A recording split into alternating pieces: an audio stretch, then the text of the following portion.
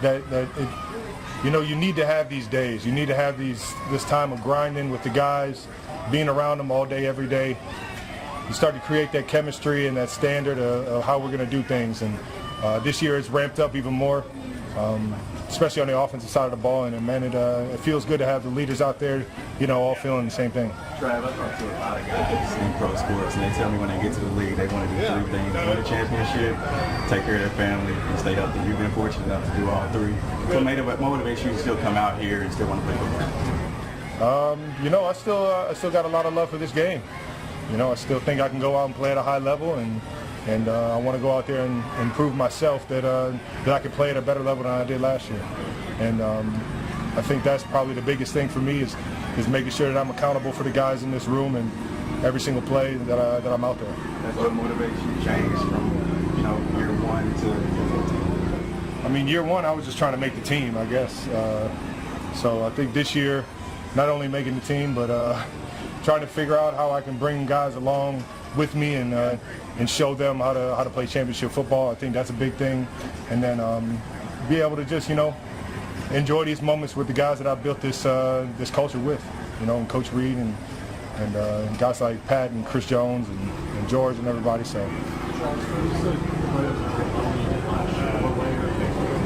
all aspects of football, man. Being more accountable when the ball's in the air. There were a few games last year that I felt like I put on myself.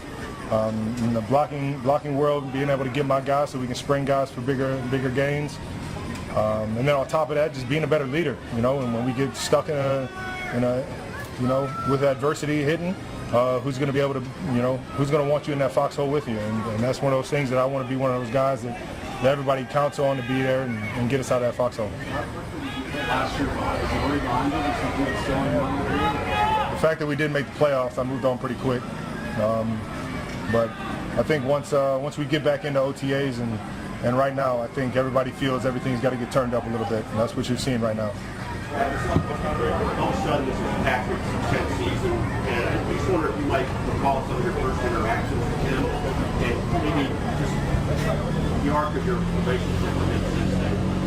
One of the most surprising things you'll ever find out about playing with Pat Mahomes is the guy's got a good cadence. There's something with the frequency of his voice, and when he says it really gets you to.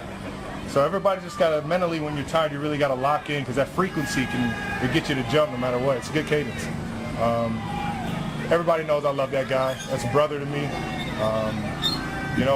So proud of the way he handled adversity from last year to right now. Obviously, we still got about a month, less than a month till the first game. But if you see him out here, man, you see him enjoying the game, competing at a high level, not thinking about the knee. And he's playing his tail off right now and leading us is the biggest thing. Is when you get your leaders out there, your best players out there, and they're setting the tone, setting the standard of the team.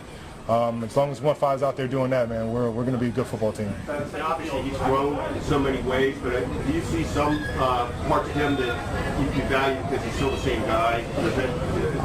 I would say the accountability to everybody around him. There's one thing everybody is, you can either, lead by example or lead with your voice. I think he's been more prone to, obviously he's always led by example, but to hold somebody accountable man to man and try and get the best out of them without them turning on you, things like that, especially in the dog days of camp, you can get real ugly mentally, but I think Pat does an unbelievable job of that, and it's been one of those things that's gotten better and better over the years, just as he holds me accountable,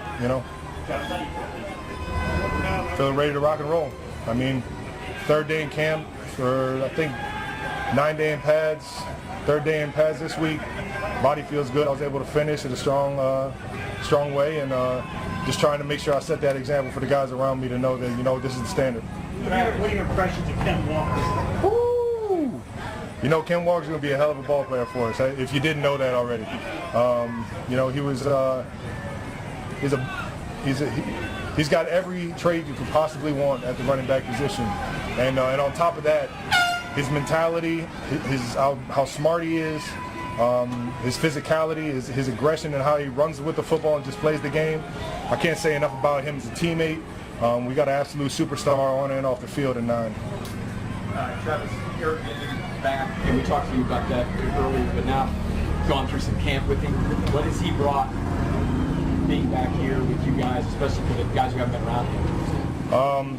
One, you got intensity. Intensity is the first thing, and that intensity is infectious. It makes you want to scream at everybody doing the wrong thing, and I love that. It's one of my favorite things about him. I don't think there's enough of that in the world, let alone in this building, and I think EB's one of those guys where his accountability is going to piss you off, but if you treat it the right way and you act the right way or respond the right way with it, you're going to become better of it, and it's going to make the team a better team because of it. And it's one of those things that I think we really missed here in Kansas City. So that last year you talked about, it was kind of a weird year last year. Was that something that maybe wasn't there? 1,000%. And that's not to say that, it was on anybody specific. I put my hand in the air and I say, there were things that I could have done better in that regard. And it's one of those things that I'm working on. It's not just going to be enemy out here holding people accountable. It's the guys that are doing it the right way, holding people accountable too. How excited are you to bring that connection back with Mahomes, considering how fast? Say it again? How excited are you to bring that connection back with Mahomes, considering how last season ended? I mean, we got a lot of great players on this offense, man. It's not just me. I think, we got some young guys that can play in Cyrus Allen, Jay Royals. Obviously, Quan is coming back. He's looking great running down the field. And we got Xavier Worthy, who, if you see him in the offseason, we just got to give him a little healthy right now. But that he's a man on a mission right now. And I love the way he's working and his attention to detail and how he's running his routes. And just, the aggression that he's running his routes in. When we get him back out here, man, we'll be a full arsenal. And I think Pat has done an unbelievable job of not only getting himself ready for here, but working with these receivers and making sure that everybody's, living up to that standard of how we're going to play this year. And you can't forget Rasheed Rice, man. Rasheed Rice is out here working his tail off, trying to get right as well. And we love for getting out here and getting through these dog days, knowing he's coming off a knee surgery. Last few guys, Nick, but Travis, for you, what did the moment mean? Because you watched sports since you were a little kid. What did the moment mean to be in that venue, Madison Square Garden? MSG, man. I always told myself I'd go for a playoff game when the Knicks were rocking. And my wife went when I was stuck in a mini camp, so I didn't get my opportunity to go then. So it's kind of cool to be able to, live out my childhood dream of being in that venue and, the mecca of all sports venues, being able to get married in there. Can't thank, the owners of MSG for allowing us to get the opportunity to do that, knowing that we wanted a private event and everything, so it was perfect. And the AC was cooking, baby. That was the best part. These past few years with the podcast with your brother, I guess, what does it mean that you're going to have these memories with him, kind of discussing, what could be the latter years of your career, recorded and sharing those with him? Man, it's a blessing in disguise, man. I had no idea it would get to this point, that is new heights, and then how big it's gotten. I'm so fortunate that, my brother was, on board with being able to do this, because it's not only, giving us another avenue of way of life, but and a broader audience and things that we want to do off the field, but it's brought us closer and given us a certain amount of time throughout the week that you just get to sit down and shoot with your bro. So it's memories I'll never forget it. Every single time we jump on, we're laughing for 4 hours. It's only supposed to be a 2-hour recording. We're laughing for another 2.5. So it's a beautiful thing. Obviously the first year we did it, we went to the Super Bowl, played each other in the Super Bowl, and that will be the most magical year, knowing that, we got to put our family on display in a way that we hadn't before. But to be able to keep doing this and get the guests that we're doing, we're just so thankful, and we want to be able to tell everybody's story as well as ours. Last one, Sam. Travis said, on your sanctuary. I just wondered if this being up here prompts you to reflect on the other times you've been up here. I'll tell you what, I like to play the old man and just tell everybody how good we got it when they like to complain about the cat food and driving all the way up here, and what the conditioning test used to be to what it is now, and how many plays a long drive drill was back then and now what it is now. And not that Andy's getting soft on us, but it's just a different day and age, man. But it's fun to reflect in those kind of ways, just to shoot and kind of poke fun at the young guys for complaining about how things are and how hard it is to be an NFL football player, and the beauty of it all. So like I said, this place has a special place in my heart. A lot of it is due to the fans coming up here and showing love every single day. You know, it doesn't go unnoticed. A lot of times that gets you through the dog days and the tough days. And you know, it's you know, we got a couple different situations we were able to work on, and I thought it was a very productive day. So for that, time's yours.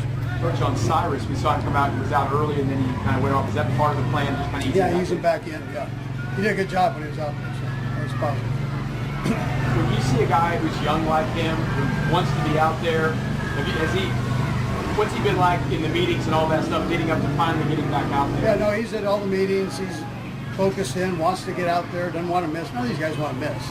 And they all want to be out there and going. So that's not an issue. And he's no different than that. So he's been working hard, you know, with his rehab, and we'll just ease him back in, like you said. This is still a decision a week away, but what will you factor in on whether or not you play Patrick again? Yeah, listen, there's a pretty good chance I don't play him, and percentages are leading that way. And I don't know if I'll play him the second or third game. I mean, I don't know that. So, but percentages probably lean against doing that and letting the other guys. We got new people in those other positions and behind him that need some work, and so the more reps they get, the better. Coach, we'll talk to Garrett today, I guess. Since you've had him, what has he shown you that gives you confidence that he could run an offense? Yeah, I mean, every time he's in, he moves the ball. So that's I mean, I look at that, and then any of the mistakes we'll correct as we go, but his pass production has been real positive. And he gets it, he works hard at it. His dad's a coach, and he grew up that way, knowing about detail, and so he's doing a nice job. And we've loaded him up. I mean, we haven't pulled back on anything with him as far as volume, and he's handling it. And Patrick, I've seen him go out a lot, run more, have some design runs too. It's just the growing confidence in him and his abilities to off that Yeah. To play in a game, you've got to have that.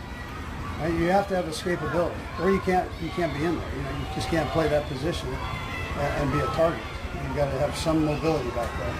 So he works on that. If it's not there down the field, he takes off and runs.